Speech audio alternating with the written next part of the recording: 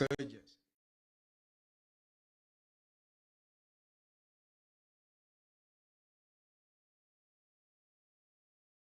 Our promise to Ruto and his illegitimate Kenya Kwanza regime. We unleash the people's power for action and launch the movement for defense of democracy.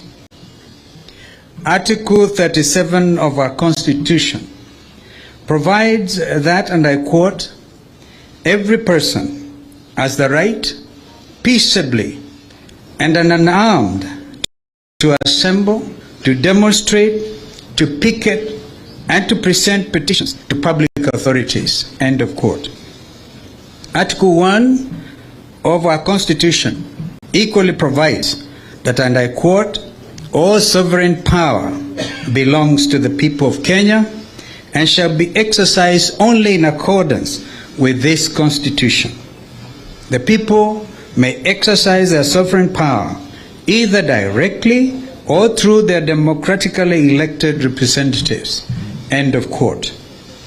We are today invoking these provisions of our Constitution 2010 to launch a massive, peaceful, and I repeat, peaceful movement of defiance against an illegitimate, reckless, heartless, incompetent Kenya Kwanza regime.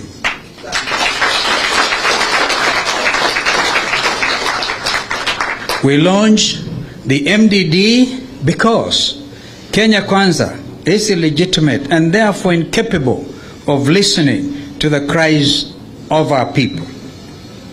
The people are now taking back all their delegated powers. It is now action time. Having consulted the public widely and extensively, today we give the much-awaited directions, subject to the constitutional provisions that give the people the power and the right to peaceably and unarmed assemble, demonstrate, and picket. We are calling upon our supporters to action.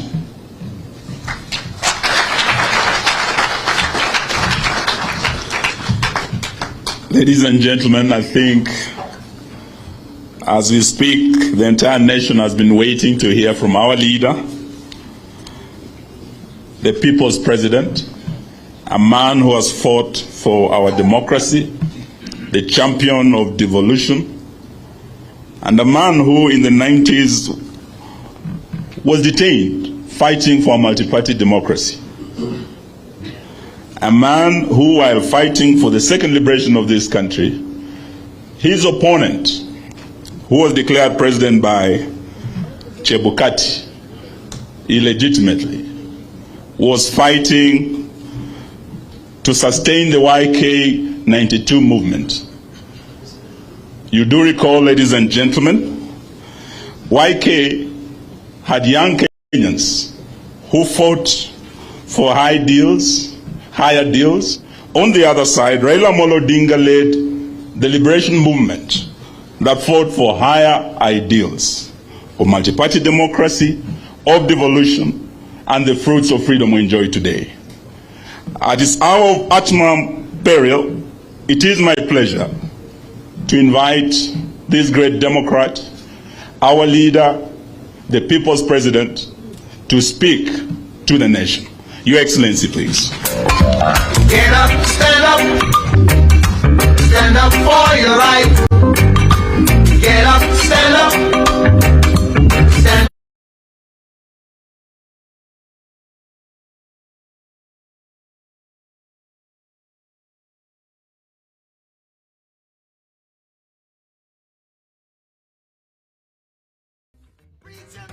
Tell me.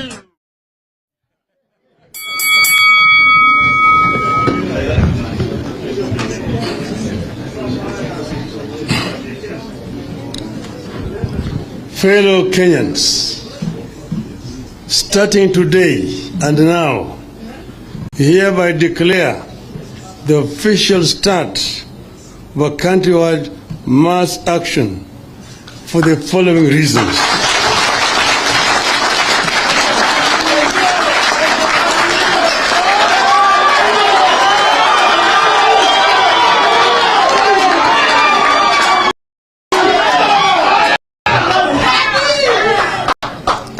Number one, the high cost of living in Kenya, which is as a result of massive looting of the public resources and heartless withdrawal of subsidies to food, fuel, and education by the Kenya Kwanza regime in the middle of a drought and economic meltdown. To lower the cost of living and to restore the dignity of our people, Mr. Ruto must go.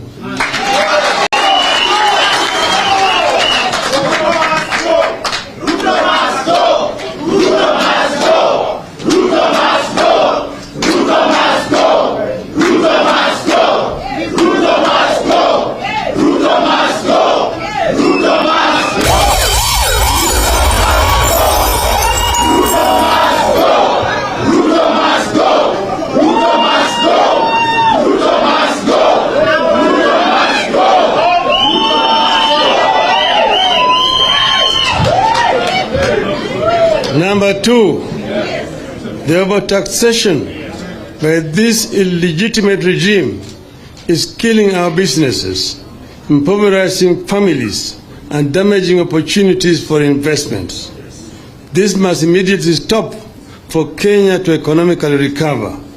For this reason, Mr. Ruto must go.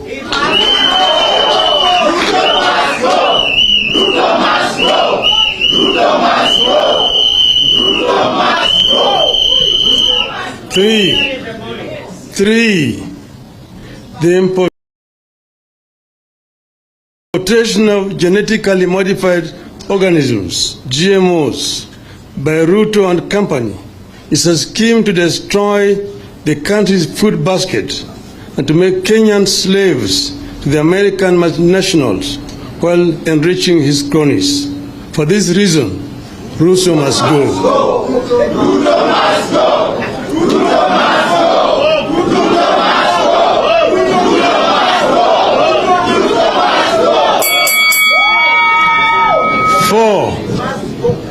Four, the attempt by Kenya Kwanza regime to single-handedly reconstitute the Independent Electoral and Boundaries Commission by forming a William Ruto Electoral Commission is a reckless misadventure that is intended to wreck this country. The IBC selection panel is a puppet of Mr. Ruto clique that intends to create 7 Chebukatis who will aid him in stealing the 2027 general elections. For this reason, Ruto must go. Ruto must go. Ruto must go. Ruto must go. Ruto must go. 6. The victimization of commissioners Masit, Chereira, Nyang'aya, and Wanderi for standing with the truth against Chebukati and his cabal in an electoral theft and their removal from office through a kangaroo tribunal was actually meant to create a William Ruto IBC. For this reason, Ruto must go.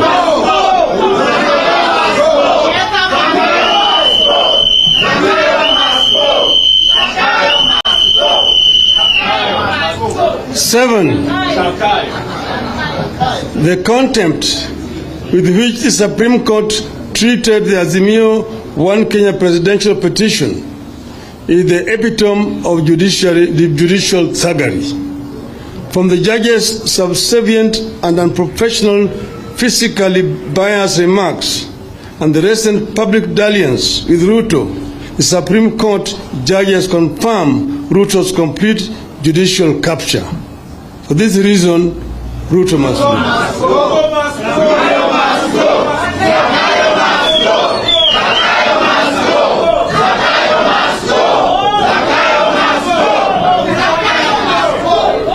8, 8. The accumulation of all powers, legislative, executive, and judiciary by Ruto, the perfect definition of tyranny and dictatorship. Ruto is buying the legislature, influencing the Supreme Court, and the sole executive decision maker. This is a dangerous dictator that must not be allowed even a single extra minute in public office. For this reason, Ruto must go. 9. In the history of Kenya, it is the first time our country is facing a two-tribe regime. An exclusive one-tribe regime in Rwanda resorted to genocide. In 2007-08, the security forces were unable to control the violence in the Rift Valley simply because of a one-sided security force. Kenya Kwanza is a one-sided illegitimate regime that is planting seeds of ethnic hegemony for a future genocide in Kenya. Only 2 communities are getting appointed to public service. For this reason, Ruto must go.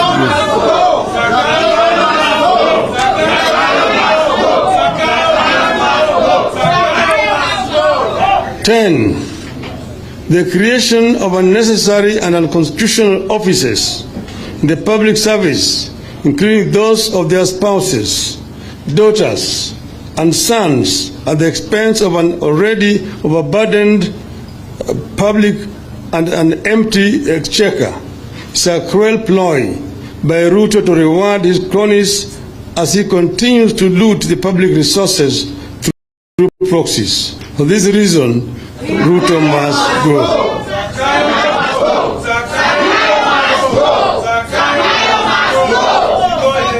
11.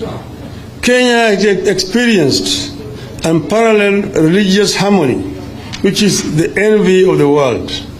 The attempt by Ruto to divide this country along religious and sectarian lines must stop. For this reason, Ruto must go.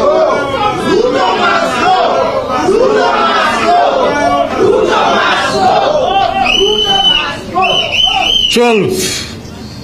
The tribalization and ethnicization of our civil service by this illegitimate regime through targeted sacking and firing of legitimate public appointments is a career killer and a recipe for future genocide. For this reason,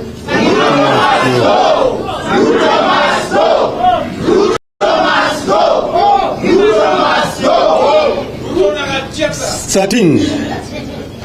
Even though the case was stopped, the murder of the ICC witnesses did not and cannot relieve anyone of responsibility for crimes against humanity. We know only too well what Ruto is capable of doing. Kenyans will never forget the painful murder of Yebei, Gicheru, and the burning of innocent children and women in a church in Kiambaa. Neither will we forget the deaths of Msando, Jacob Juma, Kenei, and others. For this reason,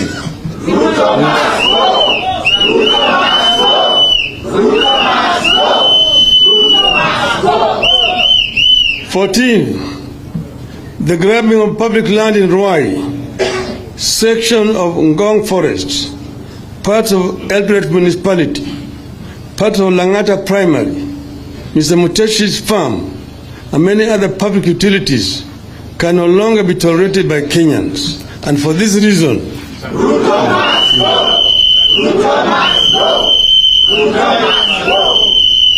15. According to the public records, Mr. Gachagua, who was the district officer 1 in Laikipia, was summarily dismissed from office on the 30th of July, 1997 for gross misconduct, desertion of duty, and reported mismanagement of relief food for Laikipia district. This is a clear show of unsuitability and incompetency.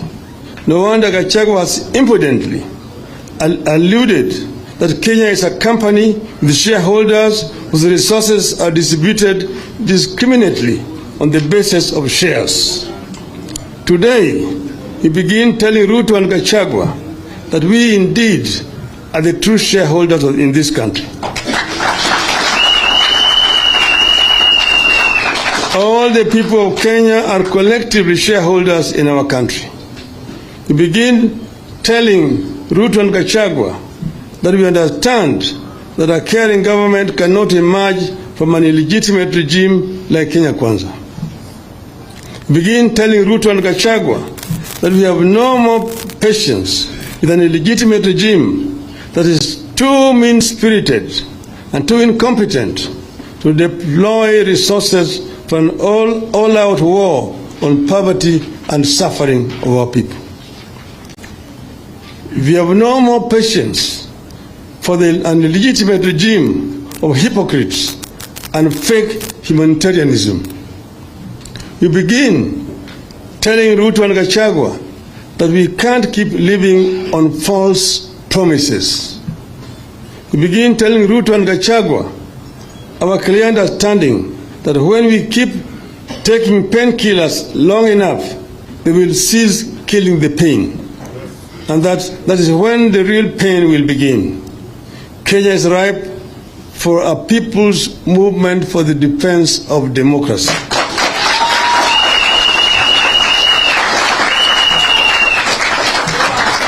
And the process begins today, here and now. Ruto must go.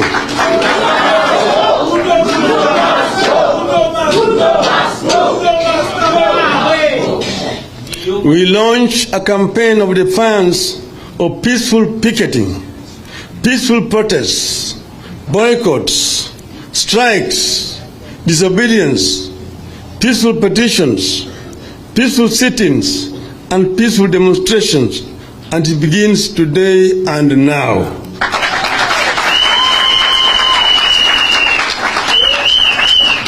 We also urge the victims of retrogressive policies of this illegitimate regime, including workers, doctors, teachers, nurses, lecturers, students, and the business community, to join this political revolution and movement for change.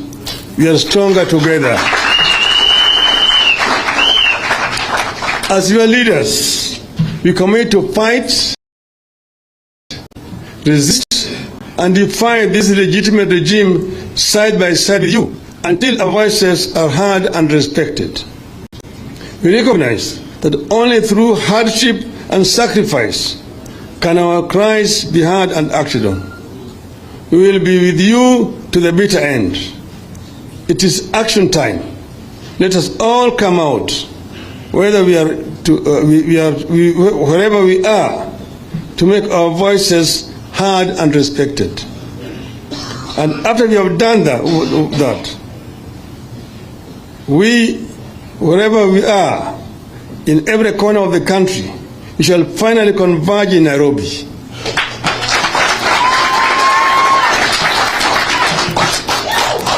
Take note that on the 20th of March 2023, you have a date with destiny in Nairobi.